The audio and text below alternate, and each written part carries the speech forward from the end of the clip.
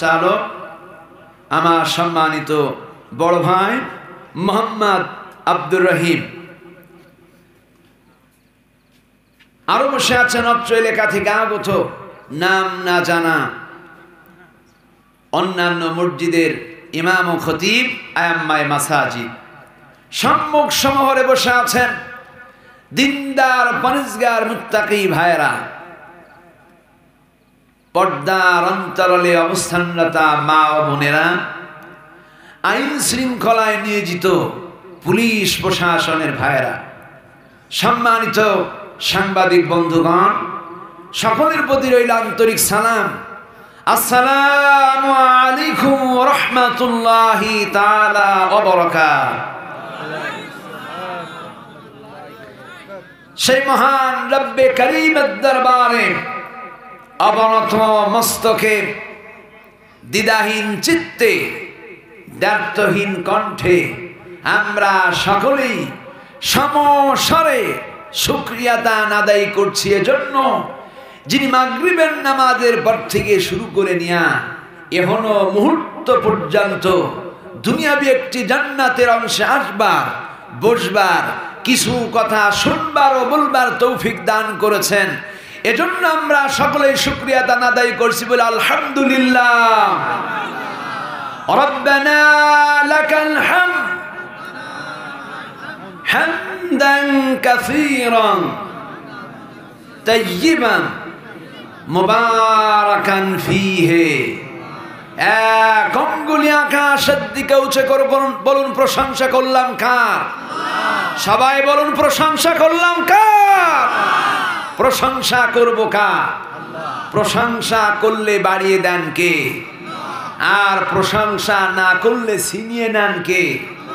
আপনারা কি চান যে জমিন আল্লাহ তাআলা আমাদেরকে উপহার দিল, যে জান্নাতি বাগানে বসবার মতো সুযোগ প্রদান করলো, এই সুযোগ আবার হারিয়ে যাক? এটা কি চান?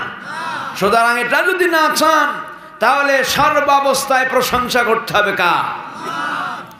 এই প্রশংসা করবার নমুনা, পথ এবং পদ্ধতি যিনি আমাদেরকে শিখিয়ে গেছেন, তিনি ছিলেন গোটা পৃথিবীর মানব জাতির জন্য মাস্টার ট্রেনার। যিনি এসেছিলেন গোটা পৃথিবীর মানব জাতির জন্য মহান শিক্ষক রূপে, আমরা সেই রাসূলের প্রতি ভক্তি এবং মুক্তির লক্ষ্যে অন্তরের অন্তরস্থল থেকে মুবারকবাদ পূর্ণ সালাম পেশ করছি। সকলেই বলি সাল্লাল্লাহু আলাইহি ওয়াসাল্লাম। আমার ভাইরা, আমরা কথা শুনবো মহাগ্রন্থ আল কোরআন থেকে। বলুন তো কি থেকে? সবাই বলুন কি থেকে? এ কোরআন কোন ব্যক্তির কিতাব, এ কোরআন কোন দলের কিতাব, এ কোরআন কোন রাষ্ট্রের কিতাব। এ কিতাব দিয়েছেন কে? আপনাকে, আমাকে। এই পৃথিবী যিনি সৃষ্টি করেছেন তিনার পক্ষ থেকে আসা মেসেঞ্জার বাণী মহাগ্রন্থ আল কোরআন। ঠিক কিনা বলুন? এ কোরআন থেকে কথা শুনলে পরে ইমানদারের ইমান বৃদ্ধি করে দেন কে?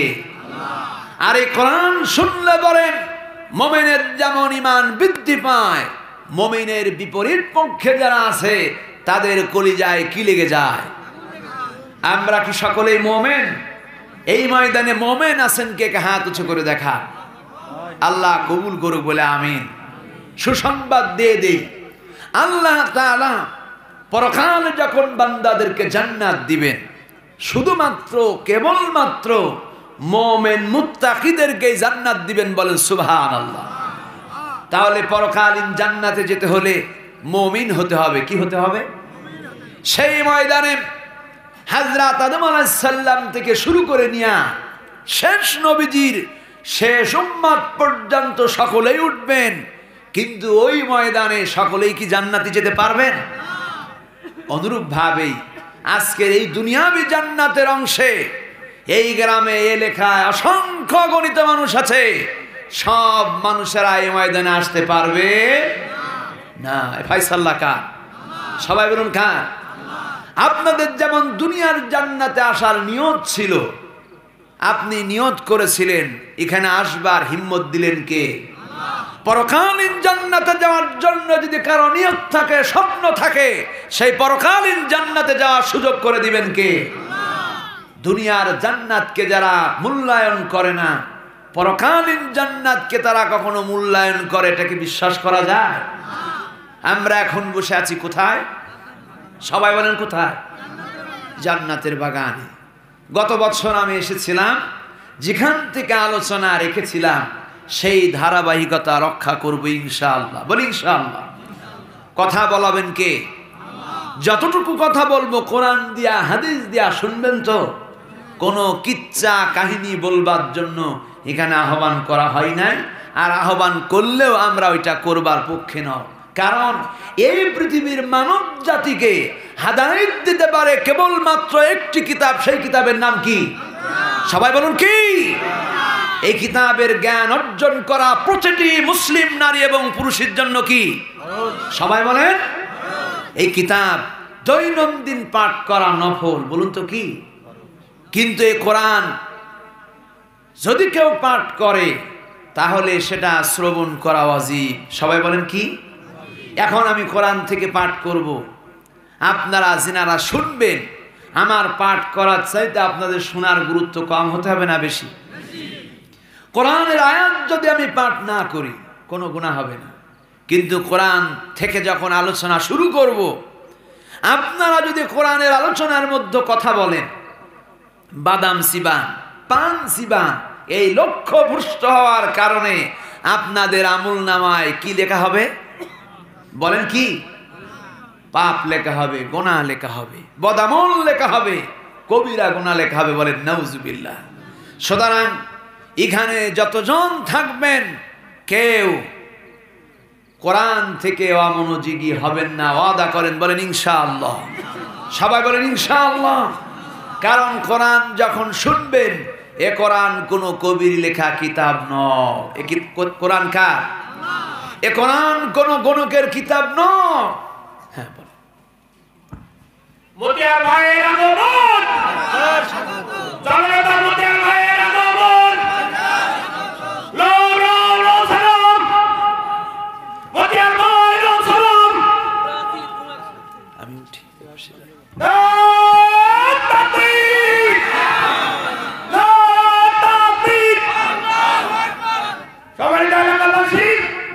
আমাদের মাঝে কোটচাঁদপুর মহেশপুরের গণমানুষের নয়নের গরিব জননেতা অধ্যাপক মতিয়ার রহমান ভাই উপস্থিত হয়েছেন। আমরা সবাই তাকে নায়েব তাকবীর বলে আমরা স্বাগত জানাই। একবার নায়েব তাকবীর। আমাদের মাঝে আরেকজন জননেতা, অত্যন্ত প্রিয় মানুষ, আমাদের মহেশপুর উপজেলার কৃতি সন্তান, মহেশপুর উপজেলা পরিষদের সাবেক উপজেলা চেয়ারম্যান অধ্যাপক মৌলানা আব্দুল হাই ভাই আমাদের মাঝে উপস্থিত হয়েছেন। আমরা তাকেও আরেকবার নায়েব তাকবীর দিয়ে স্বাগত জানাই। নায়েব তাকবীর। আমাদের মাঝে উপস্থিত হয়েছেন আমাদের কাঠগড়া সাইফুল ইসলাম ডিগ্রি কলেজের সম্মানিত প্রভাষক, মহেশপুর বাংলাদেশ জামায়াত ইসলামী মহেশপুর উপজেলা শাখার সংগ্রামী সাধারণ সম্পাদক এবং মহেশপুর পৌরসভার মেয়র ক্যান্ডিডেট আমাদের ইসমাইল হোসেন পলাশ ভাই, আমরা তাকেও স্বাগতম জানাই। নায়েব তাকবীর।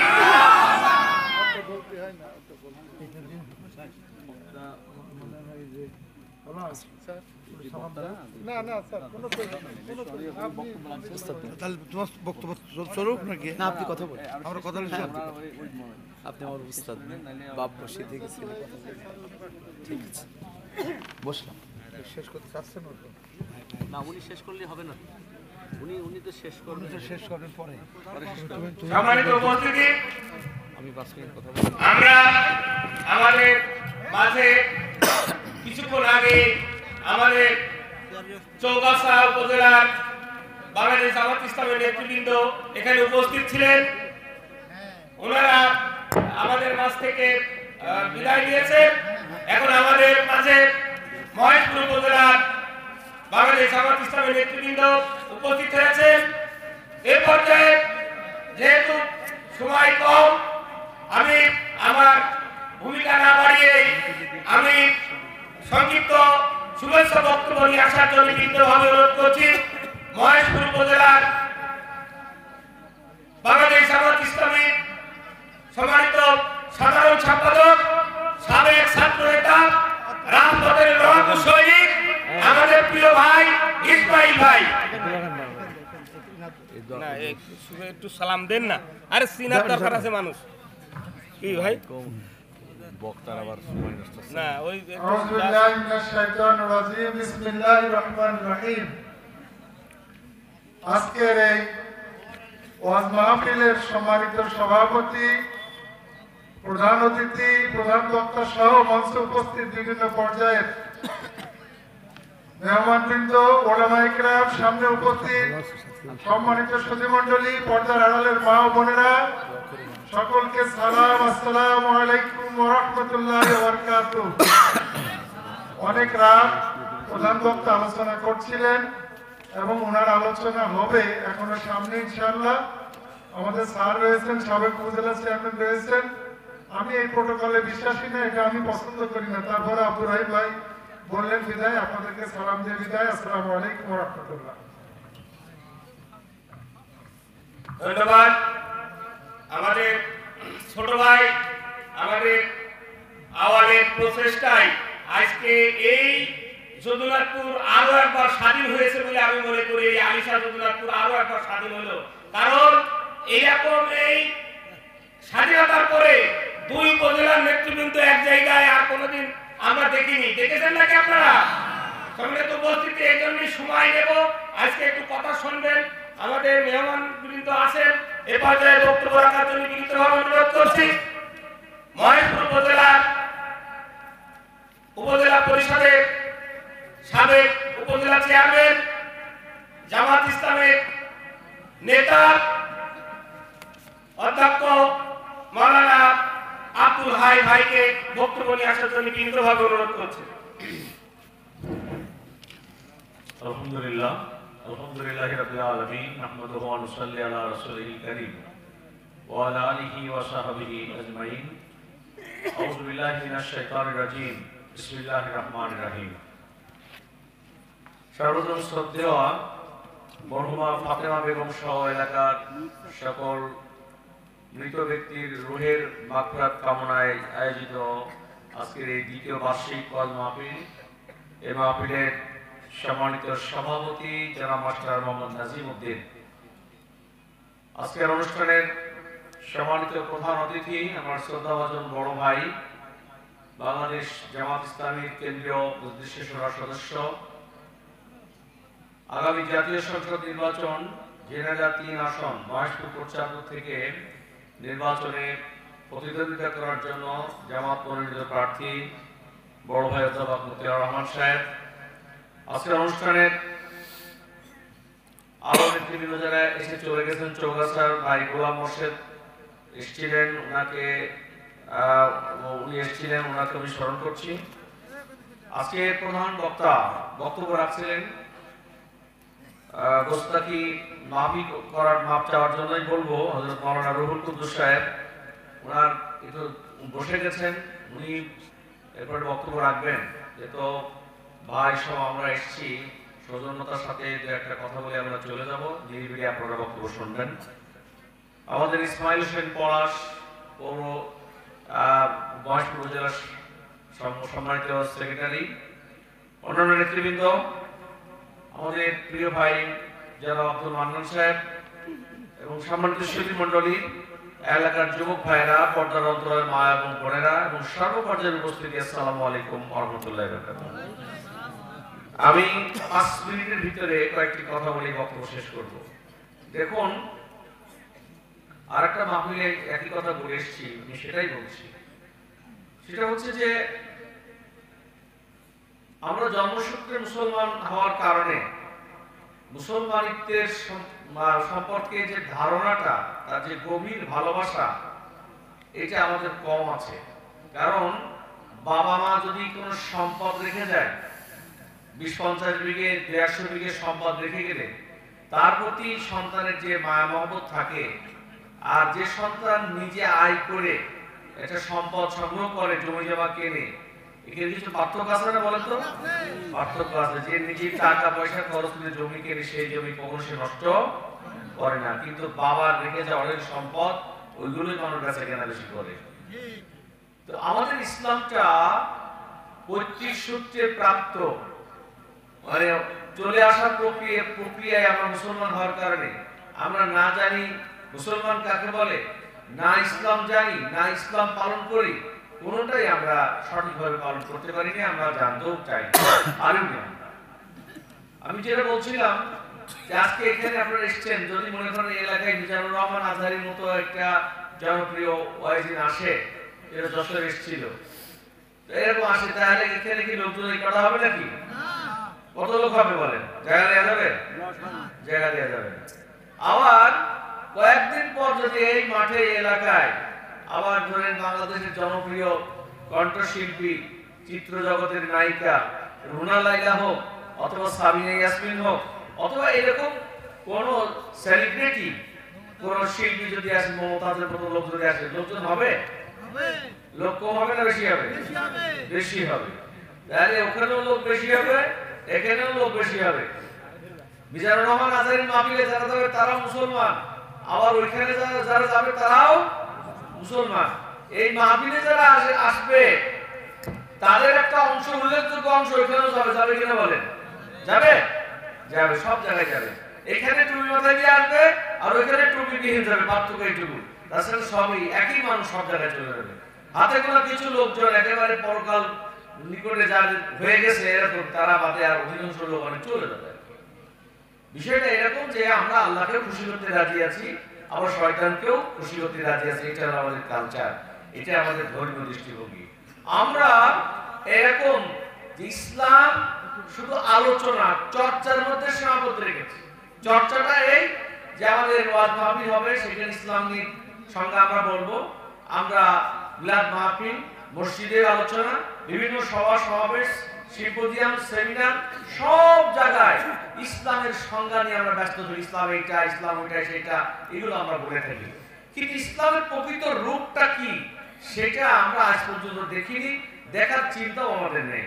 যেটা আমি বলেছিলাম সেটা হচ্ছে, যখন রসগোল্লা কাকে বলে, এইটা যদি আপনাকে লিখতে বলা হয় এবং কিভাবে তৈরি করা হবে, কি কি উপাদান দিয়ে এবং খাইতে কেমন লাগে, এটা যদি বলা হয় তা আপনি এটা সুন্দর করে বলতে পারবেন, হ্যাঁ এইভাবে রসগোল্লা তৈরি করা যায় এবং খাইতে খুব ভালো লাগে।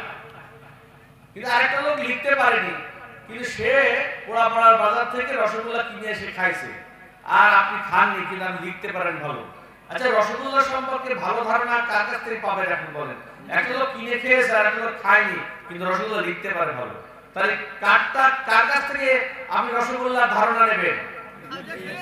যে প্র্যাকটিক্যালি খেয়েছে তার কাছ থেকে ধারণা নেবেন, তাই না? তা আমাদের এখানে ইসলামকে খেয়ে দেখিনি, ইসলামকেও বাস্তব রূপ দেখিনি। বাস্তব রূপটা ইসলাম প্রকাশিত হয় কিছু ব্যক্তির মাধ্যমে, কিছু সমাজের মাধ্যমে, কিছু রাষ্ট্রের মাধ্যমে, রাষ্ট্র পরিচালনা করার মাধ্যমে ইসলাম বোঝা যায়। তার পর্যন্ত ইসলাম বোঝার কোন সুযোগ আপনার নাই। আজকে ইসলামী রাষ্ট্র এবং সমাজ ব্যবস্থা এটা শুধু আলোচনার টেবিলে আছে, বাস্তবে আমরা কেউ দেখি নাই। বাংলাদেশের বয়স 54 বছর হয়ে গেল, স্বাধীনতা হয়ে গেছে। এখানে 92% মানুষ মুসলমান, কিন্তু এই যে দেশের মুসলমান ঐক্যবদ্ধভাবে সকলে মিলে কেউ বলে নাই যে ইসলামী সমাজ আমাদের দরকার, ইসলামের রূপ আমরা দেখতে চাই ইসলামী সমাজ ও রাষ্ট্রের মাধ্যমে। এই ব্যাপারে জাতি ঐক্যবদ্ধ হয় নাই, আলেমরা ঐক্যবদ্ধ হয় নাই, টুপিওয়ালা দাড়িওয়ালারা কখনো ঐক্যবদ্ধ হয় নাই। ইসলামী সমাজ এই কারণে আজ পর্যন্ত প্রতিষ্ঠিত হয় নাই। এই দেশ 54 বছরে যারা শাসন করেছে, তারা দাড়িওয়ালা, টুপিওয়ালা, কুরআনওয়ালা, হাদিসওয়ালা, তাদের মাথায় আপনার কাঁঠাল রেখে অন্যান্যরা সবাই রাষ্ট্র পরিচালনা করেছে। তারা যে চলচ্চিত্র নির্মাণ করেছে, তারা টেলিভিশন চালিয়েছে, রেডিও সেন্টার চালিয়েছে, তারা মিডিয়াগুলো তারা নিয়ন্ত্রণ করেছে, তারা সরকার নিয়ন্ত্রণ করেছে। যারা করেছে তারা কেউ ইসলামপন্থী না, আর ইসলামপন্থীরা কোনোদিন এ ব্যাপারে ঐক্যবদ্ধ হয়ও না।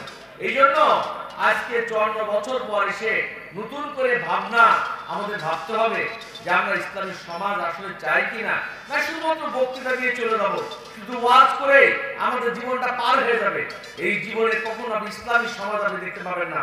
মুহাম্মদ রাসূলুল্লাহ সাল্লাল্লাহু আলাইহি সাল্লাম তিনি ইসলামী সমাজ তৈরি করে দিয়েই দুনিয়া থেকে চলে গিয়েছিলেন। আর তার পরবর্তী উত্তরাধিকারী যারা ছিলেন, খোলাফায়ে রাশিদিনের যুগে যারা ছিলেন, তারা ইসলামী সমাজ রাসূল যারা তৈরি করেছিল তার আদলে তারা শাসন ব্যবস্থা এমন ভাবে করেছিলেন, ফুলে ফলে সুশোভিত করে দেখিয়ে দিয়েছিলেন। গোটা পৃথিবীতে স্বর্ণ যুগ বলতে যাদেরকে বলা হয় সেটা খোলাফায়ে রাশিদার যুগ, আর অন্য কেউ তারপরে স্বর্ণ যুগ আসে নাই। আমরা আমাদের চোখের সামনে এগুলো সবই আছে, সব ইতিহাস আমাদের হয়ে রয়েছে। এই ইতিহাসটা নতুন করে আমাদের সাজাতে হবে, নতুন করে এই বাগানটা আমাদের সাজাতে হবে। ইসলামী সমাজ এবং রাষ্ট্র আমাদের দরকার, এছাড়া আমরা শান্তিতে পাবো না, দুনিয়ায় আমরা শান্তি পাবো না, পরকালীন জীবনে আমরা মুক্তি পাবো না। সেই লক্ষ্য উদ্দেশ্য নিয়ে আমরা যারা ইসলামী আন্দোলনের জন্য চলছি, আমাদের নিরবিচ্ছিন্ন চেষ্টা এটাই যে আমরা এখানে একটা সমাজ ব্যবস্থা চাই। আমরা রসগোল্লার সংজ্ঞা লিখতে চাই না, বাস্তবে খেয়ে দেখতে চাই রসগোল্লা কাকে বলে। আমরা কি সবাই রাজি আছি ইসলামী সমাজ তৈরি করার জন্য? কি সবাই রাজি আছি আমরা? সুতরাং আসুন সেই লক্ষ্য উদ্দেশ্য নিয়ে আমরা কাজ করি। আমরা নামাজ, রোজা, হজ, যাকাত দিয়ে ফজিলতের ওয়াজ আমাদের যথেষ্ট হয়েছে।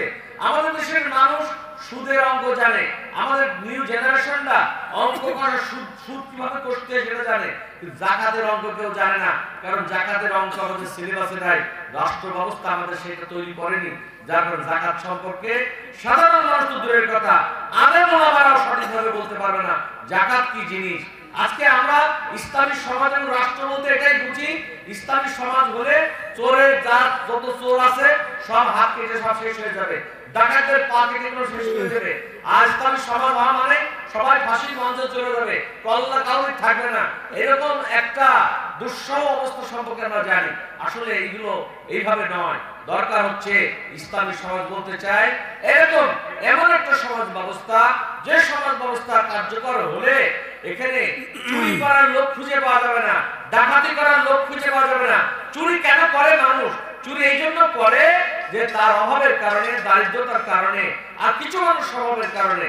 তো অভাব, দারিদ্রতা যদি না থাকে, বেকারত্ব যদি না থাকে, তাহলে সে কেন চুরি করবে, কেন সে ডাকাতি করবে, কেন সে ছিনতাই করবে? ইসলামী সমাজ মানে হচ্ছে তাকে এই চুরি যাতে না করে, ডাকাতি যাতে না করে, তার জন্য তার অর্থনৈতিক ব্যবস্থা, তার অর্থনৈতিক নিরাপত্তা ইসলামী রাষ্ট্রের দায়িত্ব, প্রধান দায়িত্ব হচ্ছে সেই নিরাপত্তার ব্যবস্থা করে দেওয়া। সেই জন্য আসুন আমরা এরকম একটা সুন্দর সমাজ ব্যবস্থা যাতে কার্যকরী হয়, তার জন্য যে সংগ্রাম, যে চেষ্টা, এটা আমরা চালাচ্ছি। আমরা ইসলামী আন্দোলনের পক্ষ থেকে চালাচ্ছি, জামাত ইসলামী সেই চেষ্টা চালিয়ে যাচ্ছে।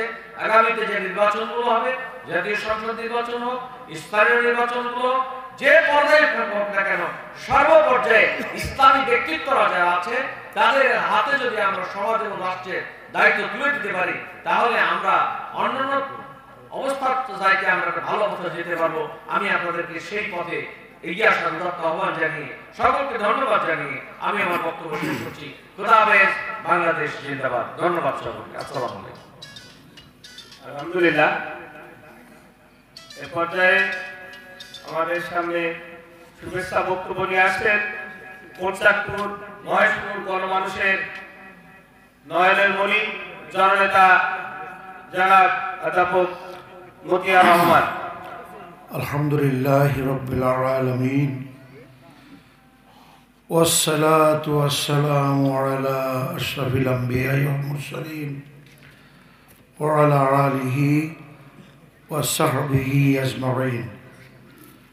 সর্বজন শ্রদ্ধেয় মরহুমা ফাতেমা বেগম সহ এলাকার সকল মৃত ব্যক্তির রূহের মাগফিরাত কামনায় আয়োজিত আজকের এ মহতী ওয়াজ মাহফিলের মহতারাম সভাপতি মাস্টার মোহাম্মদ নাজিম উদ্দিন খতিব, যদুনাথপুর জামে মসজিদ, এই অনুষ্ঠানে প্রধান বক্তা হিসেবে, এই অনুষ্ঠানে অন্যতম মেহমান হিসেবে হাজির হয়ে আমাদের মাঝে অত্যন্ত প্রাণবন্ত বক্তব্য রেখেছেন আমাদের শ্রদ্ধেয় নেতৃত্ব, জামাত ইসলামীর কেন্দ্রীয় মজলিসের সুরার সদস্য, জেলা সহকারী সেক্রেটারি এবং মানুষ গড়ার কারিগর অধ্যক্ষ জনাব মাওলানা আব্দুল হাই। এই অনুষ্ঠানে আমার স্নেহভাজন অধ্যাপক ইসমাইল হোসেন পলাশ, উপজেলা সেক্রেটারি মহেশপুর, সে কথা না বললেও মোটামুটি ইসলামের মৌলিক বিষয়ে সংক্ষেপে দৃষ্টি আকর্ষণ করেছেন। প্রধান বক্তার যুক্তিসঙ্গত প্রাণবন্ত বক্তব্য চলছিল। এখানে আমাদের মাওলানা সুলাইমানকে দেখা যায়, তিনি বিশেষ বক্তা, মুফাসসির পরিষদ মহেশপুর নেতা, ও আমাদের অধ্যাপক ফারুক আহমদ তো দেখছি আসার কথা ছিল, উনি আসতে পারেননি অবশ্য। আমির বাংলাদেশ জামাত ইসলামী মহেশপুর উপজেলা শাখা, হাফেজ কারি বজলুর রহমান, খতিব আলিশা জামে মসজিদ। এছাড়াও আমাদের এখানে আরও উপস্থিত আছেন আমাদের এই ইউনিয়নের অর্থাৎ মান্দারবাড়িয়া ইউনিয়নের সম্মানিত আমির জনাব আব্দুল মান্নান, আব্দুর রহিম সুপার মান্দারবাড়িয়া দাখিল মাদ্রাসা, সমবেত প্রিয় ভাই ও বোনেরা, মা ও মেয়েরা, বয়োজ্যেষ্ঠ বয়োকনিষ্ঠ, স্নেহের কচি কাঁচা, আমি সমবেত সকলকে আমার হৃদয়ের গভীর থেকে সালাম জানাচ্ছি। আসসালামু আলাইকুম ওয়া রাহমাতুল্লাহ। প্রিয় ভাইরা আমার, গোটা মানব ইতিহাস পর্যালোচনা করলে সুস্পষ্টভাবে দেখা যায় যে দুটি কারণে অশান্তির দাবানল যুগে যুগে কালে কালে মানব সভ্যতার বিভিন্ন ভূখণ্ডে আগুন জ্বলে উঠেছে। সেই দুটো অসুবিধা কি? আইন আর নেতৃত্ব। তো আইন হবে, যুগে যুগে আল্লাহ তাআলা নবী রসুল পাঠিয়েছেন, কিতাব পাঠিয়েছেন। আল্লাহর কিতাব হলো আইন, জীবন বিধান, আর নবী রসুল্লাহ হলো আদর্শ, নেতৃত্ব। এক কথায় আইন হবে আল্লাহর, নেতৃত্ব হবে রসুলের। বাংলাদেশ 53 বছর ধরে 1971 থেকে স্বাধীনতা প্রাপ্ত হয়ে 53 বছর দেশটা চলেছে। ক্ষমতার পালাবদল হয়েছে, এক দলের হাত থেকে আরেক দলে গিয়েছে। এমনিভাবে প্রায় সব পতিতদশা রাজনৈতিক দলগুলো ক্ষমতায় গিয়েছে। কিন্তু কিভাবে 53 বছর চলেছে আমাদের অজানা নেই। অজানা নাকি? আমরা জানি না। তো সেসব বিষয়ে আমরা না বলে আমরা সংক্ষেপে যে কথাটা বলবো, আল্লাহর আইন এবং সৎ লোকের শাসন কায়েম করার কোনো পদক্ষেপ 53 বছরে অন্য কোনো দল নেয় নাই। কথা ঠিক না বেটে? জামাত ইসলামী এই 3 দিকে ঘেরা ভারত, একদিকে মায়ানমার, দক্ষিণে বঙ্গোপসাগরের গভীর জলরাশি বিধৌত বাংলাদেশ, এই জায়গায় জামাত ইসলামী সুদীর্ঘ কাল, পৌনে 1 শতাব্দী, পাকিস্তান থেকে শুরু করে ব্রিটিশ তার শেষ লগ্ন থেকে শুরু করে পৌনে 1 শতাব্দীরও বেশি সময় ধরে আল্লাহর আইন এবং সৎলোকের শাসন কায়েমের প্রচেষ্টা দিয়ে শাহাদাতের রক্তসাগর পাড়ি দিয়ে বাংলাদেশ জামাত ইসলামী এই দেশে আজকের অবস্থানে এসে দাঁড়িয়েছে। কথা ঠিক না বেটে? আমরা পরিষ্কার করে বলছি যে 5ই অগাস্টে ছাত্র সোনামানিকদের রক্তে গোটা জাতির ত্যাগ ও কুরবানি, রক্ত এবং 50,000-এর উপরে, 51,000-এর উপরে আহত সৈনিকদের আহাজারির বিনিময়ে অর্জিত এই স্বাধীনতা আল্লাহ তাআলার মেহেরবানিতে ধর্মীয়, নাগরিক, মানবিক, গণতান্ত্রিক ধারার শুভ সূচনা হয়েছে। কি কথা ঠিক না বেটে? এখন আমরা যে এতগুলো নেতা একসঙ্গে আসলাম, এইরকম যদি কথা বলতাম তাহলে এর আগে হ্যান্ডকাপ লাগিয়ে নিয়ে চলে যেত না? কি যেত না? সে অবস্থা কি এখন আছে? তাহলে দেশের প্রেক্ষাপট পরিবর্তন হয়েছে। ইতোমধ্যে আবার জাতীয় সংসদ নির্বাচনের, আগামী জাতীয় সংসদ নির্বাচনের ডামাডোল বেজে উঠেছে এবং বাংলাদেশ জামাত ইসলামী প্রাথমিকভাবে গোটা দেশব্যাপী প্রায় প্রতিটি আসনে তার প্রার্থী ঘোষণা করেছে। বাংলাদেশ জামাত ইসলামী কাকে এই বয়সপুর কোটচাঁদপুরে মনোনয়ন দিয়েছে তা আমার ছোট ভাই অধ্যক্ষ আব্দুল হাই সাহেব বলেছেন, বলেননি? বলেছেন। অতএব আমি না বললেও চলে। প্রিয় ভাইয়েরা আমার, তাই আসুন, 1 নম্বর কথা হলো জামাত ইসলামী পাওয়ারে গেলে আল্লাহর কিতাব এবং নবীর সুন্নাহকে সামনে নিয়ে পর্যায়ক্রমে আইনের শাসন প্রতিষ্ঠিত হবে। আপনারা কি চান? আইনের শাসন কি চান? আর নেতৃত্ব সৎ লোকেদের নেতৃত্বে আনা হবে। কথা বোঝা গেল? অসৎ, খোদাদ্রোহী, দুর্নীতিপরায়ণ, জালেম, দখলবাজ এই সমস্ত নেতৃত্ব উল্টায় দিয়ে আল্লাহর কোরআন এবং নবীর সুন্নাহর কারখানায় গড়ে ওঠা সৎলোক, এই সৎলোকেদের হাতে নেতৃত্ব অর্পণ করা হবে। এ কারণে যে বেড়াই যদি ক্ষেত খায় তাহলে সেই ফসল কে বাঁচাবে বলেন? আপনার বেড়া শক্ত হওয়া দরকার, তাই না? যারা সংসদ সদস্য হবেন, চেয়ারম্যান, এমপি, মন্ত্রী, তারপরে মেম্বার হবেন, তারা যদি সৎ না হয় তাহলে তো সেখানে জনগণের ভাগ্য লুণ্ঠন হয়ে যাবে। লুটপাট আর মানব সেবা দুটো জিনিস তো এক না। কি কথা? দুটো জিনিসকে এক। আমাদের মাঝে মধ্যে আমরা এও জানি যে বড় বড় মন্ত্রীদের কাজের বুয়া শত শত কোটি টাকার মালিক। এটা কোনো মানব সেবা হলো? এটা কোনো মানব সেবা হলো? অতএব 53 বছরের ইতিহাস খুব সফলতার ইতিহাস নয়। আমরা অন্ধকারে ফিরে যাব না। আগামী সংসদ নির্বাচনে আল্লাহর আইন এবং সৎলোকের শাসন কায়েমের জন্য যে ইসলামী আন্দোলনের লোকেরা বাতিলের বুলেট বুকে ধারণ করে রক্ত দিয়ে মোকাবেলা করতে পারে, সেই আল্লাহর দিন কায়েমের জন্য, সৎলোকের শাসন প্রতিষ্ঠার জন্য যে কোনো অবাঞ্ছিত অবস্থার মোকাবেলা করে কালেমার মানব সেবার পতাকা না উড়ানো পর্যন্ত আমরা জামাত ইসলামী আমাদের আন্দোলন থামবে না, থামবে না, থামবে না, ইনশাআল্লাহ।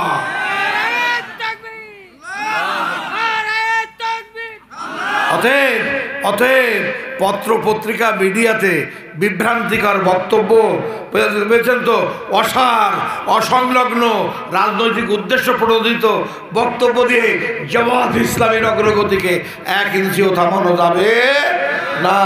ইনশাল্লাহ আমাদের এমপিরা এমপি হবে না, মানুষের ধর্মীয়, নাগরিক, মানবিক অধিকার সহ তাদের মন্দির, গির্জা, পাগোড়া, যার সাম্প্রদায়িক সম্প্রীতি রক্ষা করে গোটা মানবতাকে বট গাছের মতো ছায়া দেবে আমাদের এমপিরা। দেশের ইতিহাস পাল্টে যাবে। সভ্যতার বিনির্মাণে আলোক অন্ধকার পেরিয়ে আলোর দিকে রওনা দিতে হবে। ও আমার আলিশা যদুনাথপুর, ও আমার মান্দারবাড়িয়া ইউনিয়ন এবং সীমান্তবর্তী চৌগাছার নেতৃবৃন্দ বক্তব্য রেখেছেন। আমি আপনাদের উভয়কে বলবো, চলো চলো, কোরআনের পথে চলো, আলোর পথে চলো, মুক্তির পথ, নবীর পথে চলো। সব জায়গায় সৎলোককে এমপি বানানো হবে। একজন হিন্দু যদি সৎ হয় সেও আমাদের নমিনেশন পেতে পারবে। আমার কথাকে আপনারা বুঝতে পেরেছেন তো? অসৎ কোনো লোকের ভোট আমরা আর দেব না। কারা কারা রাজি হাত তোলেন দেখি, বলেন। হে আর শাহিমের মালিক, আমরা তোমার আইন কায়েম না হওয়া পর্যন্ত আন্দোলন চালিয়ে যাব। আর প্রতিটা স্তরে নির্বাচনী ক্ষেত্রে আমরা সৎ নেতৃত্বের পক্ষে রায় পেশ করব। সেই বাছাই যদি আমরা পড়ি, ইনশাল্লাহ আমাদেরকে আপনারা রায় দেবেন। আল্লাহ আমাদের সকলকে এই দেশটাকে কোরআনের দেশে পরিণত করার প্রয়াসে চলেন। নবীর দেওয়া পথ ধরে আমরা পথ চলি। আমিন। আসসালামু আলাইকুম ওয়া রাহমাতুল্লাহ। আপনারা ভালো থাকবেন। সকলের কল্যাণ কামনা করে কথা শেষ করছি। সম্মানিত সুধী মণ্ডলী, আপনারা কেউ যাবেন না। আমরা আন্তরিকভাবে অনুরোধ করব, আমাদের প্রধান বক্তা তার মূল্যবান নসিহত শেষ করবেন। শেষ করা পর্যন্ত আপনারা দোয়া শরীফ হয়ে যাবেন। আপনি ধন্যবাদ সকল।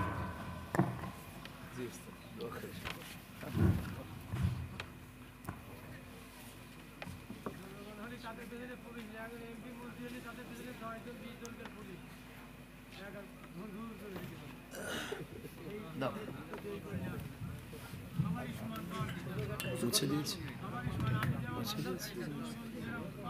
ঠিক। হ্যাঁ,